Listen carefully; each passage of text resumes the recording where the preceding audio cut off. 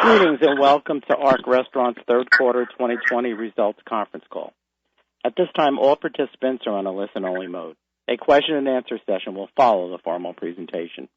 If anyone should require operator assistance during the conference, please press star zero on your telephone keypad. As a reminder, this conference is being recorded. I would now like to turn the conference over to your host, Sonal Shah. Thank you. You may begin. Thank you, operator. Good morning, and thank you for joining us on our conference call for the third fiscal quarter ended June 27th, 2020. My name is Sonal Shah, and I am General Counsel of ARK Restaurants. With me on the call today is Michael Weinstein, our Chairman and CEO, and Anthony Sirica, our Chief Financial Officer, Vinny Pascal, our Chief Operating Officer. For those of you who have not yet obtained a copy of our press release, it was issued over the newswires yesterday and is available on our website. To review the full text of that press release, along with the associated financial tables, please go to our homepage at www.arkrestaurants.com. Before we begin, however, I'd like to read the Safe Harbor Statement. I need to remind everyone that part of our discussion this morning will include forward-looking statements and that these statements are not guarantees of future performance, and therefore undue reliance should not be placed on them. We refer everyone to our filings with the Securities and Exchange Commission for a more detailed discussion of the risks that may have a direct bearing on our operating results, performance, and financial condition. I'll now turn the call over to Michael. Hi, everybody. So I'm going to call on Anthony first to explain what expenses were incurred in the June quarter during the absence of any operations of the restaurants by government closure. So, Anthony, why don't you give us an explanation of that? Right. So, obviously, the June quarter, a bunch of our restaurants were either closed for the entire quarter, some are still closed, as well as some, as noted in the press release, opened up at various times during the quarter. So we have gone through our P&Ls and identified costs associated with payroll and occupancy expenses at the restaurants from the closure date or the beginning of the quarter, which would be March 29th, through either the date they opened or through the end of the quarter if they haven't opened yet. And that amounted to about approximately $2.3 million of costs related to payroll, rents, and inventory write-offs and things of that nature that we would not have incurred, but we made the election to keep certain people at the restaurants on the payroll at reduced salaries while the properties were closed, so we would be in a good position to reopen them quickly when we got the word from the various state and local governments. With that, we did open a number of properties during the quarter, as you can see in the release. We opened our restaurants in Florida, Rustic Inn, Shuckers, and JB's opened in mid-May. The food courts at Tampa and Hollywood opened in early June. Our operations at the New York Resort Casino in Vegas opened in, I believe, the second week of June. Our Sequoia property in Washington, D.C. opened in early June, and our Bryant Park and Rio Grande properties in New York opened in late June, on or around June 23rd or 24th. Turn it over to you, Michael. Yeah, and Alabama opened sometime in May as well. Alabama opened in mid-May as well. And included in the $2.3 million, we have not included any corporate expenses or salaries for the continuing corporate employees, although they're at reduced levels, because we felt those are somewhat fixed. Correct. So the operations of these restaurants, some of them went smoothly, some of them did not go smoothly. Two of our restaurants were closed for a period of time after they opened because they had COVID cases. It's somewhat confusing with the local health departments what the protocols are. They had not been well established. We felt if we had more than one or two COVID cases in a restaurant that we had to close them, get everybody tested, continue testing until we had enough people with negative results to reopen. So Shuckers during this period of time was closed for I think a period of 8 or 9 days. Gulf Shores was closed for probably 5 or 6 days while that process took place. All of these restaurants are subject to the virus, and what will happen if we experience virus cases in any one of them, and how we feel it's appropriate to handle those situations. Going around the country, venue by venue, Vegas has been break even to cash flow positive in all the weeks that it's operated. It has recently been affected, and the sales have declined as California experienced a spike in cases. A lot of Vegas businesses drive in from California. The hotels are also experiencing cases. So it's in general a problem for volume at New York. But so far we managed to be on the whole cash flow positive. Alabama has been cash flow positive despite closing Gulf Shores, which is the bigger generator for cash flow in Alabama of the two that we have in California, in Alabama. Florida in general has been on the whole cash flow positive. JB's has been cash flow negative from the first day.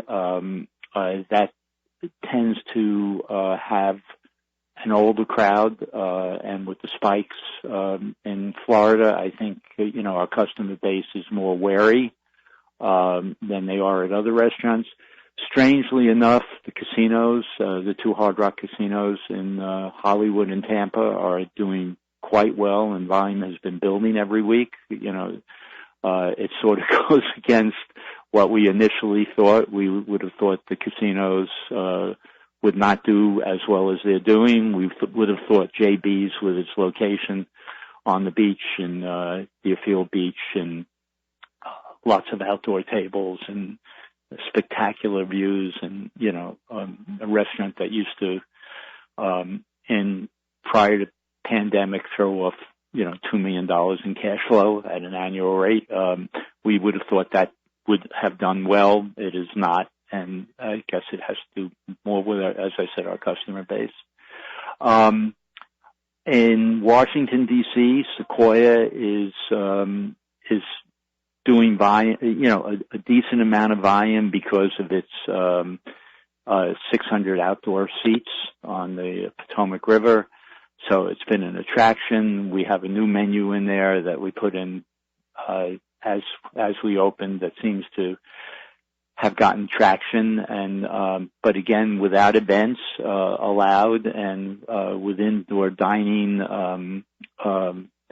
limited, without the help of the landlord, it's impossible to be cash flow positive. We think we're getting that help from the landlord, although it, at best it'll help us break even on cash flow. That deal has not been finalized. Any deal we have with any landlord throughout the country is sort of on a temporary basis through December, because we can't predict where the world's going to be beyond that. If we can predict it even to December. Bryant Park and El Rio Grande both are restaurants in New York which have outdoor seating capacity. We are losing cash flow in both of them.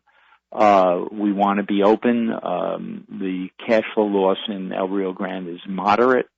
The cash flow loss in Bryant Park, despite the number of outdoor seats we have, has been significant. We want to be open because we want to be a good citizen of the park, and the park has treated us very well.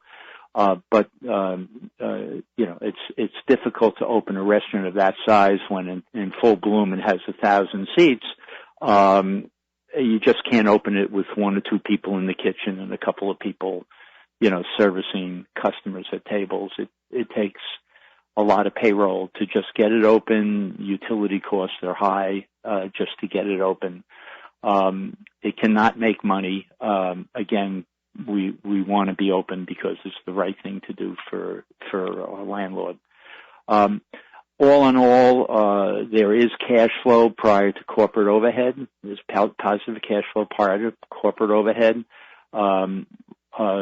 Corporate overhead, I guess Anthony could tell me, but we're when the restaurants were closed, nobody in the company was allowed to make more than $50,000 at an annual rate. Once we got some cash flow and could demonstrate to ourselves that there would be cash flow from the restaurants to help mitigate corporate payroll, we increased everybody to roughly 65% of what they used to make. I'm the exception. I'm making less than that. As a percentage, we've worked hard on corporate expenses. Our health insurance cost, we were able to renew at a lower rate, and that'll save us significant money over the year. We switched carriers. Our benefit package actually improved. The network is more robust. So we think we managed to do a good thing at a lower cost. We're just looking at everything we can look at. We will not make money in the December quarter. If anything, it will negatively impact the amount of cash we have on our balance sheet because we have deposits for people that are planning Christmas parties. That's not going to happen. Events are going to be limited to a small number of people if they're allowed at all. Indoor seating in New York will be de minimis to what our capacities could be. Social distancing will limit the number of seats we can have at any of our New York restaurants. We are not open at Clyde's because we have no outdoor seating. Indoor seating in New York is not allowed. The same thing with Robert at the Museum of Art and Design. And the museum is closed. We expect those restaurants to open up in mid-September, but again with reduced seating. Anthony, why don't you explain the value or lack of value of PPP money and what we did? So we applied for and received approximately $15 million of Paycheck Protection Program loans under the CARES Act. I would say 2/3 of that money came in on April 30th or May 1st, and the balance of the money came in between mid-May and the end of May. The way the current regs are written, you have 24 weeks from the date that you receive the money to spend the money.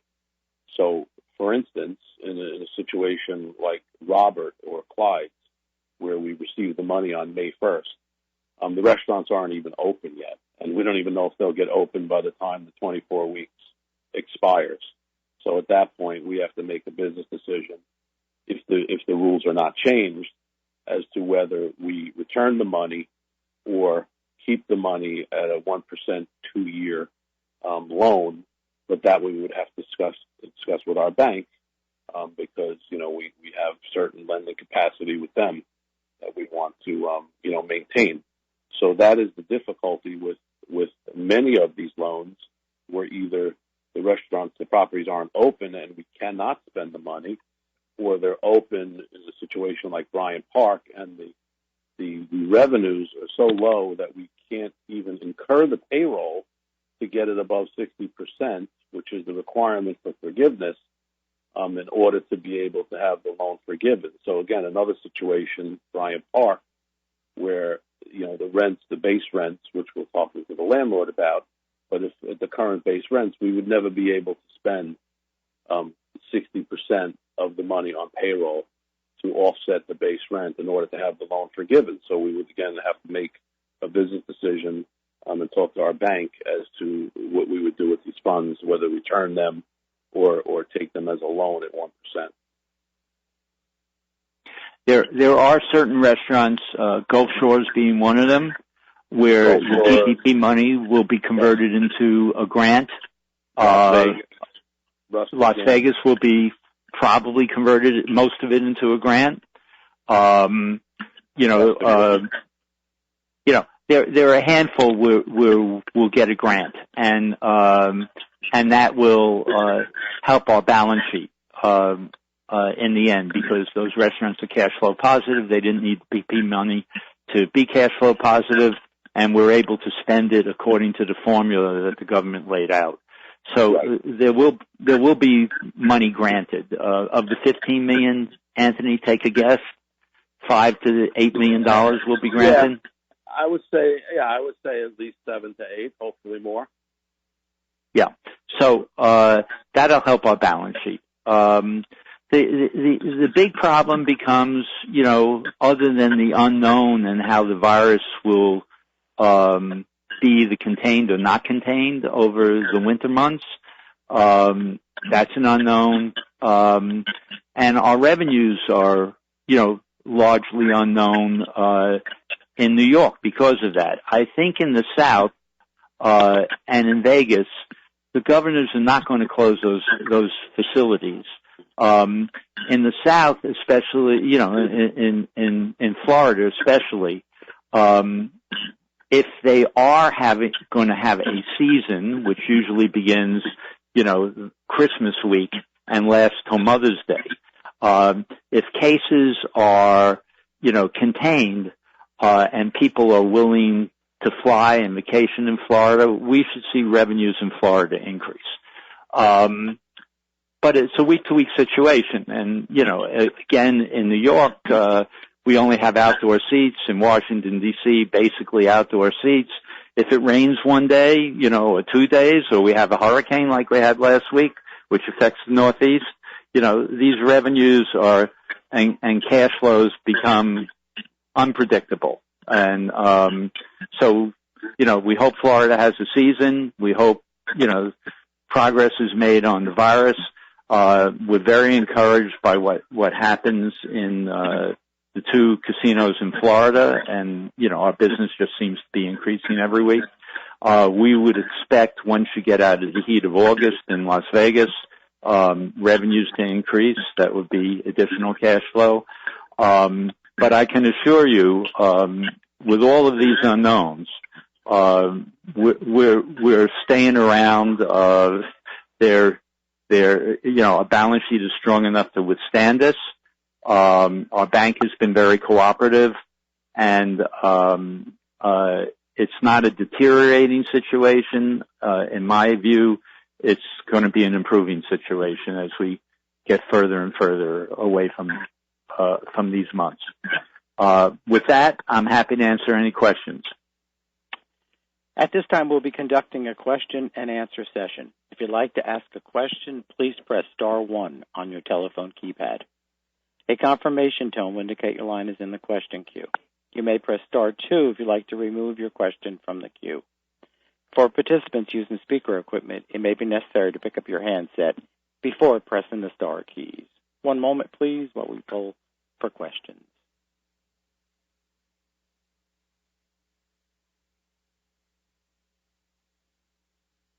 As a reminder, if you'd like to ask a question, please press star 1 on your telephone keypad.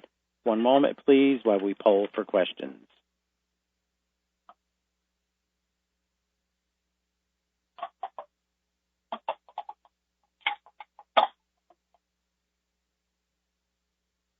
It appears there are no questions. At this point, I'd like to turn the call over to Michael Weinstein for closing comments. Oh, excuse me, we had someone jump into the queue. We do have a question from Steve Olson, a private investor. Please proceed with your question. Good morning. Thanks for taking my questions. Could you just run quickly over the current debt balances cash, net debt as of the end of June? Anthony? Yes, including the PPP loans, we have $45.5 million of debt, and we have $21 million of cash. Okay. I like to break in here. A lot of that debt, over roughly $20 million, was created by our purchasing JB's on the Beach, Shuckers, and the 2 restaurants in Alabama, which came with the land and the buildings. We're our own landlord there. So that $20 million of that is specific, almost to the real estate. We essentially created Rustic Inn, for instance, which is our best one of them, of the 4, but Gulf Shores is not far behind. We bought Rustic Inn for $7.5 million when it was earning $1.5 million. Pre-pandemic, it was earning $3.5 million. We believe that given current interest rates on a sale leaseback, we could give up $1 million of rent, and probably, get $12-13 million for that property. Michael, could I just jump in 1 second? The total balance on those loans is now about $13 million after, they've been amortizing for a number of years. Yeah, they've been amortized down dramatically. Yeah. So $13 million of the current balance. So because of the way we acquired those, that value doesn't really show on our balance sheet in a way that's easily understandable. But we can unlock with purchase leaseback, purchase leaseback. Sale leaseback. Sale leaseback, excuse me. A significant amount of money. So that's sort of a fallback plan. We during the last couple of months, we've been busy and not really investigating that. But cap rates are very favorable right now. Now, the tax benefit that was booked in the quarter, will some of that be eligible to be refunded in cash for prior taxes paid, or is that just an adjustment to kind of deferred tax account on the balance sheet? No, we'll be filing carryback claims, back to, I think, 14 or 15, I forget. In the years it's 15, Anthony. I think we missed 14. Yeah, I think. The tax, I don't know if we missed it yet, but anyway, we'll be filing carryback claims, and we expect to get refunds, somewhere in the range of $1.5 million to $2.5 million. On the Meadowlands investment, last quarter the 10Q referenced that an impairment analysis was done, and it was determined that the fair market value exceeded the carrying value, so no impairment charge was necessary. Is that analysis done quarterly? And it did not appear in this quarter that any impairment charge was taken. So if you could just, kind of comment about the Meadowlands investment, and then kind of relating to that investment, the sports betting, the mobile sports betting, was that a one-time fee that joint venture got, or will future years, will monies be coming into that joint venture? I understand, we're just an investor in that entity, but will that entity get additional cash from the mobile sports betting? All right. So I'm remiss in not having had any dialogue with you on this call about Meadowlands. So thank you for the question, and it gives me an opportunity to tell you where we think we are. We're somewhere around, on a fully diluted basis now, an 8% holder of interest in the LLC that is the new Meadowlands racetrack. And we have, in the mid $5 million investment in it. The early years when we had that investment, we had to pony up some money for our share of the losses. That has not been the case in sports betting. The sports betting deals were done by Jeff Corral, who's the general partner in this.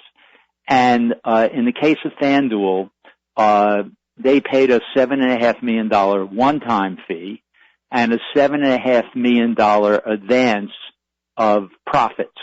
The way the deal works is after expenses, we're a 50%. The Meadowlands is a 50% partner in the profits. Meadowlands immediately became I think the largest venue in the United States for sports betting. It certainly does multiples of what all the casinos in Atlantic City are doing in terms of sports betting. There was also internet betting deals, and we get a percentage of the cash flow of that. And so the FanDuel deal is ongoing, but there was an advance of $7.5 million that will, I think, be used up in the first 2 years. The internet stuff, I'm not sure of the cash flows there, but we're a continuing partner of that. The Meadowlands became cash flow positive pre-pandemic, and then, all of a sudden there are no sports. But there's still betting going on, and so I think the Meadowlands, probably is, a little bit above break even in terms of cash flow.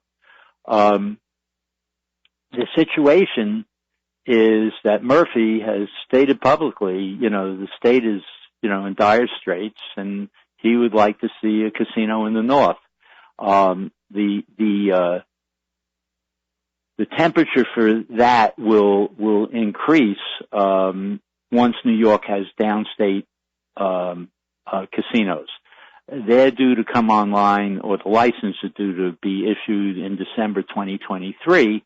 But there has been an interesting development in terms of how we perceive the timeline, in that Cuomo has not allowed the upstate casinos to be open.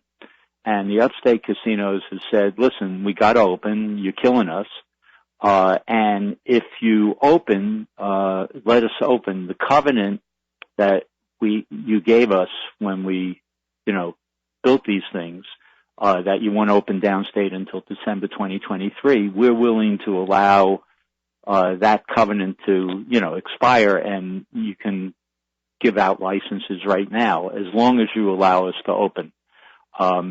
So if that were to happen, the timeline when New Jersey would all of a sudden see populations going to Yonkers and Aqueduct for casino experiences might hasten the time period by which there's a casino in the north.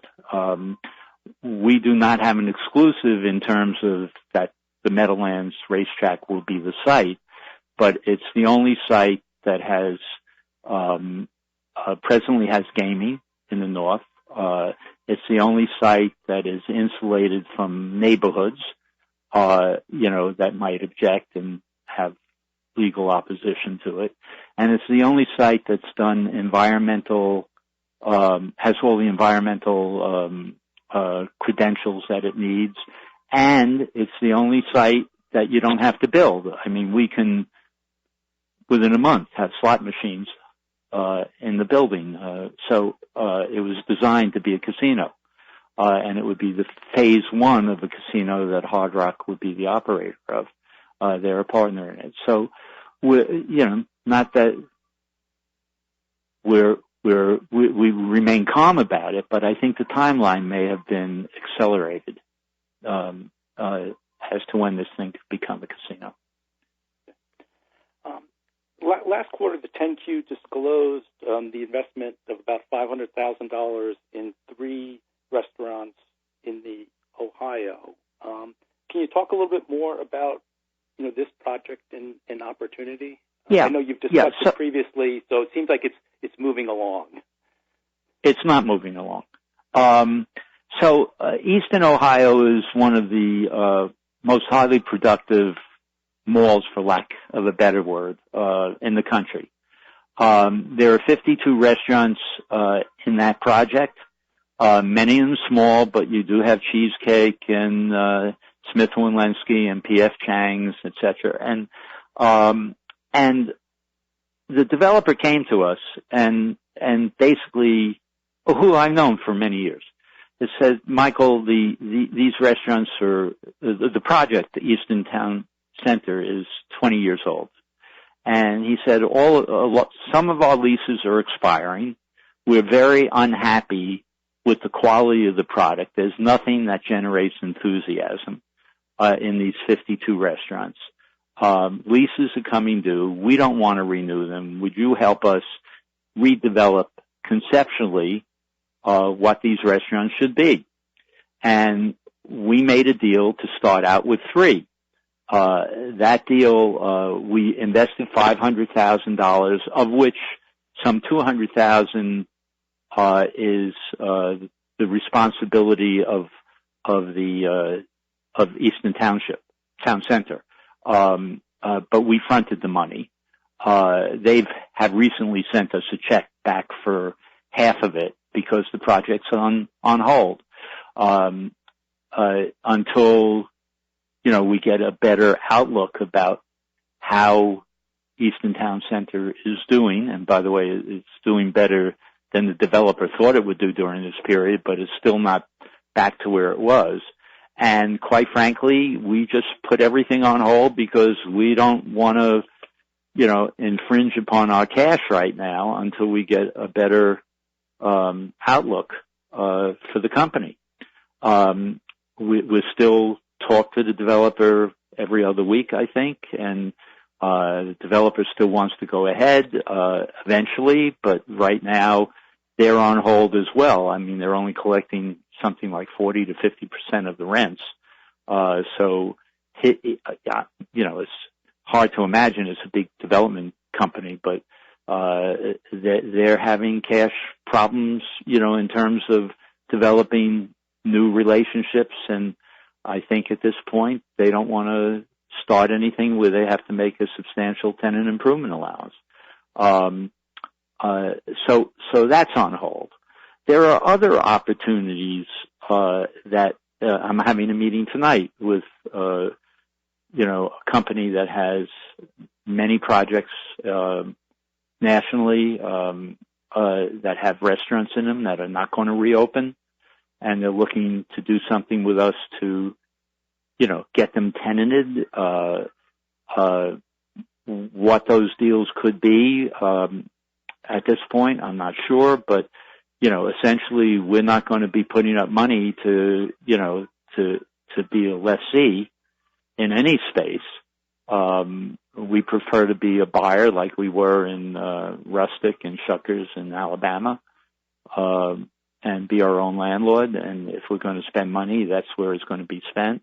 But there are opportunities, I think, where developers are in trouble. They don't have viable tenancy anymore in their restaurants, and a lot of them are closing. So there may be opportunities for us to manage facilities and other developments. But all of that's subject to what happens with this virus, and we're not rushing to expand. Right. And I understand that, but there might be opportunities to opportunistically add some units without incurring additional G&A expenses and using your expertise. We think so. Yeah. We think so. But there's a risk in generally in those deals, unless a landlord's going to do something that they're not used to doing, which is, make an investment in working capital losses beyond tenant improvements. You can lose a lot of money before this all turns around. Right. So it's difficult for everybody. We know that we know two things that we believe. It's not, it's not mythology. We believe this deep in our hearts, that, after 9/11, I said to everybody, I made this speech twice, after 9/11 and, during 2008, 2009. Another time we suspended the dividend, until we got our footing back. I said, look, we have great assets. They've been very productive in the past. They'll be productive again. We just got to get through this timeline. And that's what I believe here. So, we've got to be constantly looking to say, what's this balance sheet look like? How many months or years of runway do we have? And we have a lot of runway now with our balance sheet. And I'm not going to impair that, right now. I mean, so any deal we do to expand, would have to be a deal that we do not impair that balance sheet, or we do a deal where, we make a commitment that at some time in the future, when conditions are better, that will be in a position to do the deal. But right now, everything's dangerous. Honestly, everything's dangerous. Would you calculate the cash burn for the quarter in the $3 to $4 million range? Is that sound? Well, the 4.5, whatever the cash burn was in the current quarter, was exacerbated by us just being closed everywhere. Okay. It was helped by the fact that nobody in the company was allowed to make more than $50,000. And, you're talking about, in one case, 4 salaries or 1, 2, 3, 4, 4 salaries at corporate went from, with bonuses went from $3 million to $200,000. Our managers, some of whom make, Vegas, he's in the mid, he's in the mid 6 figures. Most of our managers, are in the mid 200,000. Everybody was taken down to $50,000. Our managers, our chefs, everybody sacrificed, and I'm not trying to be a person handing out propaganda here, but this company's been good to everybody, and everybody recognizes that we'll do whatever we have to do to make sure this company retains the assets that it has, because they're good assets and they're going to be productive in the future. We're not going to do anything that distracts us from that. All right. Thank you, and best of luck. Appreciate all the efforts. Thank you. Our next question comes from Roger Lipton with Lipton Financial Services. Please proceed with your question. Yeah. Hi, Mike. How are you? Good, Roger. Yourself? All things considered, just fine. Good.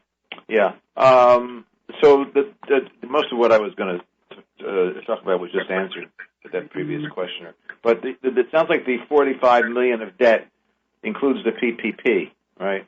So Correct. Yeah. So 7 or 8 of that'll go away, presumably, right? Yeah. Yeah. Right. So, and then the rest will probably be returned. You think you'll return it rather than hang on? I mean, it's cheap money, 1% money, but you don't need. Yeah, but we have bank. We have a bank to deal with. Right. And it's only a 2-year amortization. I know they changed it to 5 years, but the 5 years with the loans made after June 5th, I believe, and these banks are not cooperating and changing the paperwork from 2 to 5 years currently. Right. So recognizing there's a lot of moving parts here, and anything can happen day to day. Right now, I mean, as we sit here today, what's sort of the monthly cash burn, if it is burning? It's not that much. Anthony, I'm still waiting to finalize the July P&L, but I think it's probably about $200,000 a month, say. Right. So, okay, all right. As you say, you never can tell what next week brings. And right. The vaccine could help a lot, and all of that. And just to back when the towers were burning, who would have ever thought that new towers would be built and people would rent space on the top of those buildings, you know? Yeah, that's true. So, never say never. We'll get a new mayor, and this city will come back, you know? And so, all right, Michael, good job. We're all, this is a strange world. We'll do our best here, so good work. Thank you so much, Roger. Thank you. Okay. Yeah. There are no further questions at this time. At this point, I'd like to turn the call back over to Michael Weinstein for closing comments. All right, I hope we got the answers you need into your hands, but we're always available. I'm happy if anybody has questions to give you my cell number. It's 646-322-9197. If I don't have the answer, I'll merge us in with Anthony, and we'll get you the answers you need. Again, 646-322-9197. Other than that, we'll see you, probably after the election at this point, right? See what happens. Okay, thank you so much. This concludes today's conference call. You may disconnect your lines at this time, and we thank you for your participation.